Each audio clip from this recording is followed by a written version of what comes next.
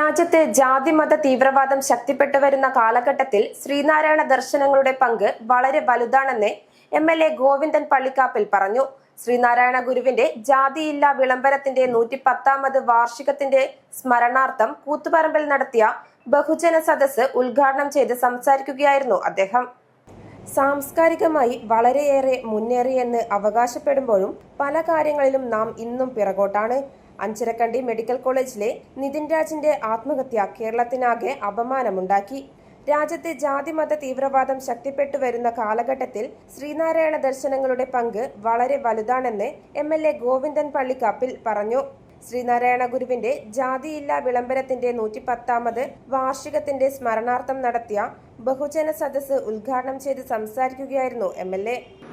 നിങ്ങളുടെ ഈ കൊത്തുപറമ്പിനടുത്ത അഞ്ചരക്കണ്ടി മെഡിക്കൽ കോളേജിലെ BDS വിദ്യാർത്ഥിയായ നിതിൻ രാജിന് ആത്മഹത്യ ചെയ്യേണ്ടി വന്ന സാഹചര്യം ഈ കേരളം ഇപ്പോഴും ചർച്ച ചെയ്യപ്പെട്ടുകൊണ്ടിരിക്കുകയാണ്.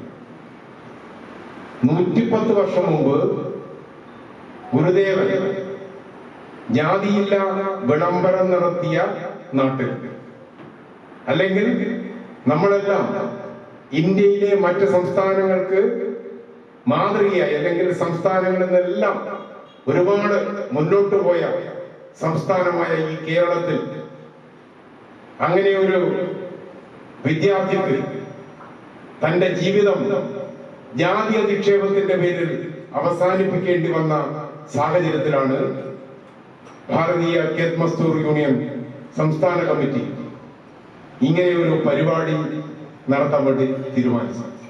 കാർഷിക തൊഴിലാളി ഫെഡറേഷന്റെ ആഭിമുഖ്യത്തിൽ BKMU ജില്ലാ സെക്രട്ടറി KV ബാബു അധ്യക്ഷനായി. VK Suresh Babu, C Vijayan, PV Babu Rajendran, M Vinodan, PV Surendran, U Sahadevan തുടങ്ങിയവർ സംസാരിച്ചു.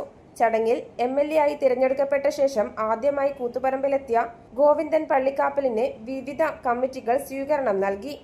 News site Koothuparamba.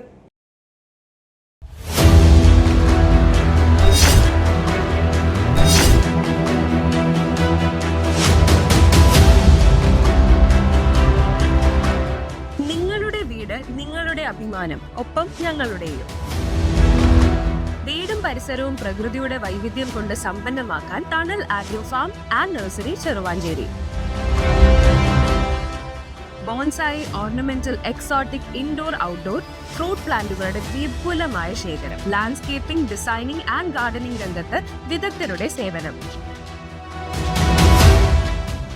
ഇനി നിങ്ങളുടെ പൂന്തോട്ടം മനസ്സുപോലെ മനോഹരം. The biggest nursery in Kannur district since 1997, approved by Government of Kerala.